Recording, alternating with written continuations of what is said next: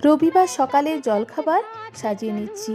প্লেটে রাখছি গরম গরম সাফলার মশলা ওটস সেদ্ধ।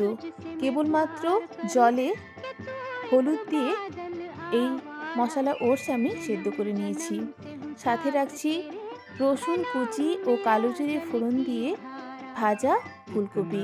গরম গরম ফুলকপি ভাজা রাখছি ওটসের সাথে খাওয়ার জন্য।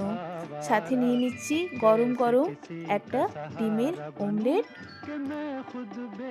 যেহেতু রবিবার আমাদের দুপুরের খাবার খেতে বেশ অনেকটাই বেলা হয়ে যায়, সকালের জলখাবারটা যাতে অনেকটা সময় পেট ভর্তি থাকে এইভাবেই আমি তৈরি করি।